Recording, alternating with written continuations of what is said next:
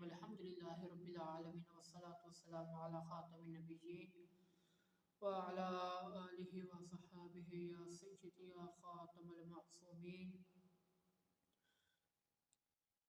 اما بعد فاعوذ باللہ من الشیطان الرجیم بسم اللہ الرحمن الرحیم ان اللہ وملائکتہ یصلون علی النبی یا ایہا الذین آمنوا صلوا علیہ وسلموا تسلیما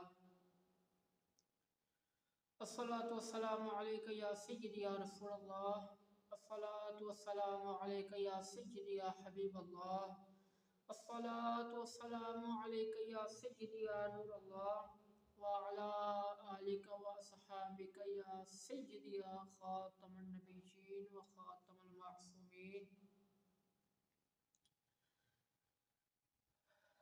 بندہ نچیز کو ایک کلپ سننے کو ملا جس میں قاری خلیل الرحمن جوید اہل حدیث وہابی اس بندے نے لبیک یا رسول اللہ صلی اللہ علیہ وسلم یہ جو نعرہ ہے اس کو مشرکانہ نعرہ قرار دیا. کیا تحریک لبیک کے ساتھ کام کرنا درست ہے کیونکہ وہ ختم نبوت کا کام کر رہے ہیں؟ پہلی بات تو یہ ہے کہ یہ نعرہ ہی مشرکانہ ہے. لبیک یا رسول اللہ کا نعرہ ہی مشرکانہ ہے اور شرک والا نعرہ قرار دیا. جو بندہ یہ نعرہ لگاتا ہے اس سے غیر مسلم ایک حساب سے وہ بن گیا ہے، کیونکہ لبیک یا رسول اللہ کہنے سے بندہ مشرک ہو جاتا ہے اس کے بقول، اور جو مشرک ہوتا ہے وہ مسلمان نہیں ہوتا.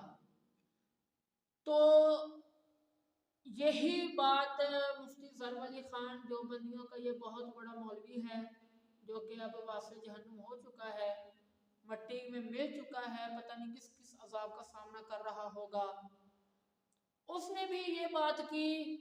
اور مولانا خادم حسین رضوی رحمۃ اللہ تعالی علیہ آپ کے جنازے پر جو لوگ حاضر ہوئے جنہوں نے آپ کا جنازہ پڑھا ان پر اس بندے نے فتویٰ دیا کہ جس نے بھی اس کا جنازہ پڑھا ہے وہ تجدید نکاح کرے. کیوں؟ کیونکہ یہ مشرک ہے. حالانکہ خادم حسین رضوی جیسے جاہل پورے جہان میں نہیں ہوگا، اور وہ جاہلوں کا سردار تھا، کیونکہ آدمی عمرہ کرے یا حج تو وہ تلبیہ پڑھتے ہیں لبیک اللہم لبیک. اس نے اس کے مقابلے میں اپنا تلبیہ بنایا اور اس کو تحریک کی شکل دے دی. یہ مشرک ہے. اس نے لبیک اللہم لبیک کے مقابلے میں لبیک یا رسول اللہ صلی اللہ علیہ وسلم یہ تلبیہ بنایا ہوا تھا جو کہ یہ مشرکانہ تلبیہ ہے. خادم رضوی جاہل ہے اور وہ جناب والا مشرک ہے. یہ اس نے بکواس کی ہے. تو لبیک یا رسول اللہ صلی اللہ علیہ وسلم یہ جو نعرہ ہے اس کے کافی سارے دلائل موجود ہیں. ان میں سے ایک میں آپ کے سامنے ہنٹ کے طور پر پیش کروں گا، اور اگر کوئی وہابی دیوبندی یزیدی حیاتی مماتی نجدی کوئی بھی اس موضوع پر بندہ نہ چیز کے ساتھ مناظرہ کرنا چاہے تو ہم اس پر مناظرہ بھی کریں گے. ہم اس پر مناظرہ بھی کریں گے. تو یہ آپ کے سامنے میں ایک ہی حوالہ پیش کرنے لگا ہوں. یہ صحیح بخاری میرے ہاتھ میں ہے، جس کا یہ زیادہ نام لیتے ہیں کہ جی بخاری شریف کو ہم مانتے ہیں، بخاری کو مانتے ہیں، تو یہ ہے صحیح بخاری. حدیث نمبر ہے 128. 128 نمبر حدیث پاک کیا لکھا ہوا ہے؟ حضرت انس بن مالک رضی اللہ تعالیٰ عنہ آپ فرماتے ہیں حدثنا انس بن مالک رضی اللہ تعالیٰ عنہ ان النبی صلی اللہ علیہ وسلم معاذ وردیفه علی الرحل قال یا معاذ بن جبل رضی اللہ تعالیٰ عنہ.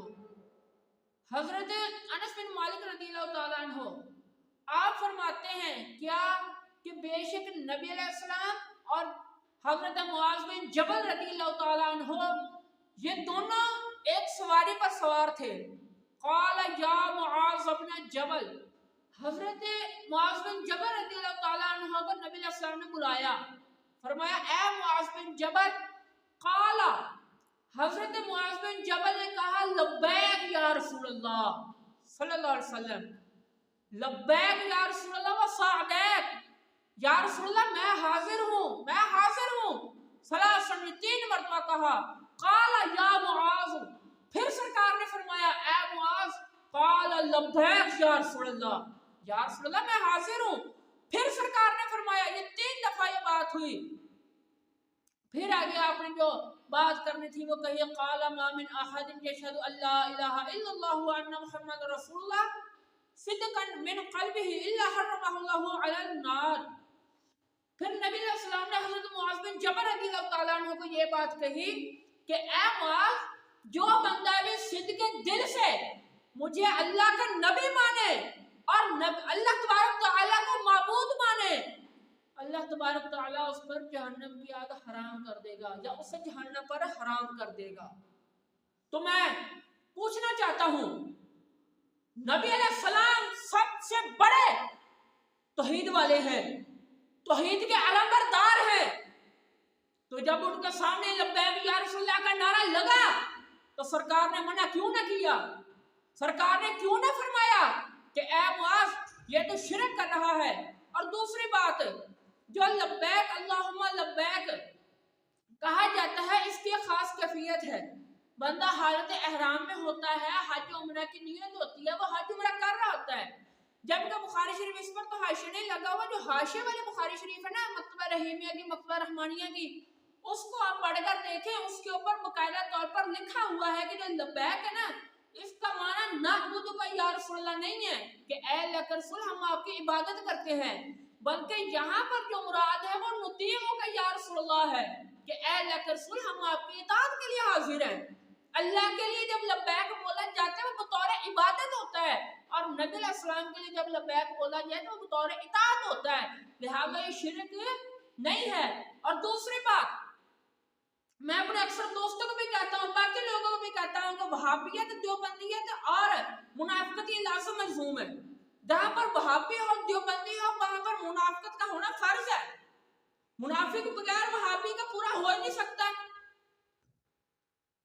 इनका एक मर गया खादिमुल हरमैन, पीछे जो था इससे पहले वो मर गया, उनके लिए इन्होंने बाकायदा तौर पर नारे लगाए लब्बैक या खादिमुल हरमैन, लब्बैक या खादिमुल हरमैन के नारे लगाए। तो मैं इनसे पूछना चाहता हूँ कि लब्बैक या खादिमुल हरमैन, तुमने अपने मुर्दों के लिए तो लब्बैक कहा, लेकिन जब नबी अलैहि सलाम की बात है तुम्हें शिरक याद आ जाता है। क्या खादिमुल हरमैन का लब्बैक नहीं जायज है? उस मुर्दे ने तुम्हारी बात सुन ली, वो सऊदीया में, तुमने पाकिस्तान में उसके लिए लब्बैक कहा तो वो सुन लिया और उसके लिए जायज भी हो गया। और अगर हम सरकार के लिए कहें तो शिरक का फतवा, तो तुम्हारे मुंह को कीड़े पड़ जाते हैं जब सरकार की दफा बात होती है। ये बंदा नजीब ने अभी सिर्फ एक हवाला पेश किया है, इसके अलावा भी इसी किताब में बुखारी शरीफ के अंदर तकरीबन 5 से 6 दफा लब्बैक का नारा आया है, और अबू दाऊद शरीफ के अंदर भी है, मुस्लिम शरीफ के अंदर भी है। और अगर कोई ये कहे कि ये दूर करीब की बात करनी है, तो अगर दूर करीब का भी लब्बैक या रसूलुल्लाह का नारा कोई इस पर मुनाजरा चाहता है, या रसूलुल्लाह पर मुनाजरा चाहता है कि दूर से बाद विसाल नबी अलैहि सलाम को निदा करनी है, अगर उस पर भी कोई बंदा मुनाजरा चाहता है तो हम हाजिर हैं। ये जो फितना कर रहे हैं, फितना फैला रहे हैं, इनको हम यही कहेंगे अपनी हद में रहें।